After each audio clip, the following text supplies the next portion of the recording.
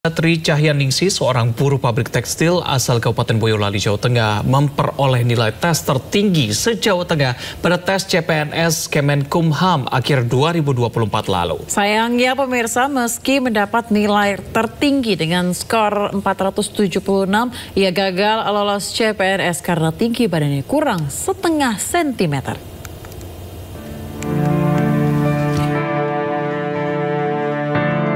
Beginilah kesibukan Tri Cahyaningsih, warga desa Penggung, Boyolali, Jawa Tengah saat libur kerja di pabrik tekstil. Ia sibuk mengurus rumah seperti ibu rumah tangga pada umumnya. Selama ini, ayah, sapaan akrabnya, masih tinggal satu atap bersama ibu mertua dan kakak iparnya. Ayah merupakan salah satu peserta tes CPNS Kemenkumham Jawa Tengah yang memperoleh nilai CAT tertinggi, yaitu skor 476. Nilai ini merupakan rekor terbaru yang didapat oleh peserta tes di Kemenkumham Jateng yang hasilnya juga diposting oleh media sosial Kemenkumham Jateng.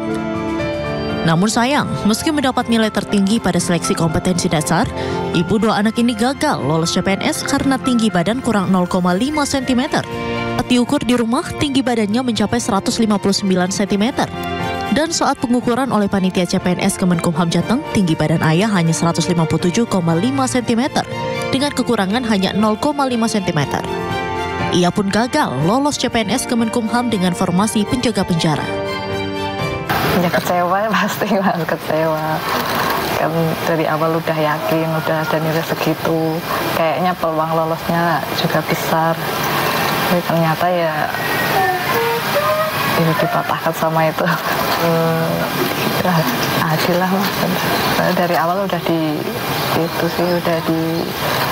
persyaratannya udah ada itu. Walaupun nilainya tinggi, tapi kalau tingginya nggak nyampe ya udah. Itu udah peraturan dari awal gitu. Iya kaget kan, di rumah itu 159. Terus di sana kan aturannya 158 mutlak ya. Makanya istri saya berani daftar.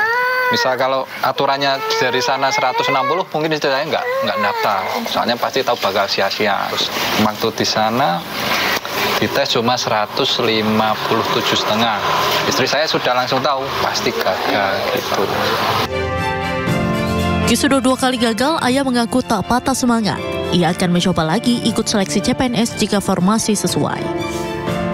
Dari Boyolali, Jawa Tengah, Tata Rahmanta, iNews melaporkan. Ya, jadi persyaratan untuk melamar kerja di Indonesia akhir-akhir ini dikritik keras ya oleh masyarakat Indonesia, terutama pada tinggi badan. Iya, termasuk juga diskriminasi usia yang sempat dibahas waktu itu ya. Ternyata ada batasan-batasan tertentu yang membatasi orang ternyata punya kemampuan lebih, begitu ya. Betul, saya sampai muncul juga hashtag kabur aja dulu, begitu ya, yang membuat masyarakat Indonesia khususnya anak-anak muda berpikir bahwa peluang di luar negeri lebih banyak. Sehingga mungkin ini bisa dapat menjadi pelajaran juga ya buat pemerintah kita agar mungkin ada peluang atau lapangan kerja yang mungkin persyaratan untuk tinggi badannya direvisi atau dievaluasi kembali begitu. Walaupun sayangnya dari pihak istana mengatakan kabur aja dulu ya, silahkan aja katanya. Katanya begitu. Cuma ya kita lihat ya seperti apa beberapa tahun ke depan, karena memang salah satu goals dari pemerintah adalah menuju Indonesia Emas 2045. Tapi kalau anak mudanya pada kabur semua, mungkin tantangannya akan lebih berat ya. Kita beralih ke informasi selanjutnya pemirsa, tingginya antusiasme masyarakat yang ingin mudik lebaran menggunakan moda transportasi kereta api membuat PT Kereta Api Daop 1 Jakarta membuka pemesanan tiket kereta api tambahan sebanyak 330 perjalanan. Tiket KA tambahan ini bisa dipesan mulai hari Minggu kemarin untuk perjalanan mudik lebaran periode H-10 hingga H+8 Idul Fitri.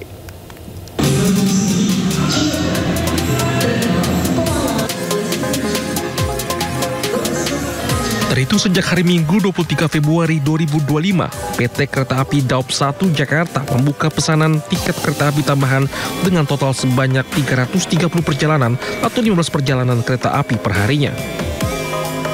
Tiket KA tambahan tersebut dapat digunakan masyarakat pada perjalanan mudik lebaran periode H-10 hingga H+8 Idul Fitri dengan beberapa kota tujuan seperti Cirebon, Yogyakarta, Semarang, Solo, Surabaya, dan Bandung. Layanan pemesanan tiket tambahan bisa dipesan melalui website resmi KAI hingga channel penjualan yang bermitra dengan KAI untuk mengakomodir tingginya antusiasme masyarakat yang hendak mudik lebaran menggunakan moda transportasi kereta api. Berdasarkan pantauan sementara pada hari Minggu, 23 Februari 2025, data angkutan lebaran pada 1446 Hijriah, KAI Daup 1 Jakarta telah mencatat sebanyak 385.822 tempat duduk yang telah terjual. Adapun kapasitas yang diberikan sebanyak 967.164 tempat duduk. Dan angka tersebut sudah termasuk penjualan tiket KA dan kapasitas tempat duduk KA tambahan. Puncak keberangkatan arus mudik tertinggi diprediksi bakal terjadi pada tanggal 29 Maret 2025 atau H-1 Lebaran dengan total tempat duduk terjual mencapai 41.260 seat atau okupansi mencapai 93%.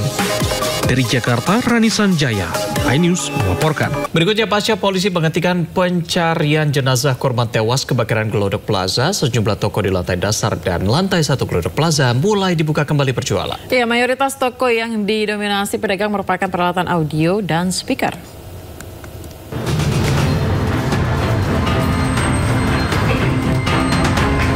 Sejumlah toko di lantai dasar dan lantai 1 Glodok Plaza, Taman Sari, Jakarta Barat sudah mulai dibuka kembali, menjajakan dagangannya.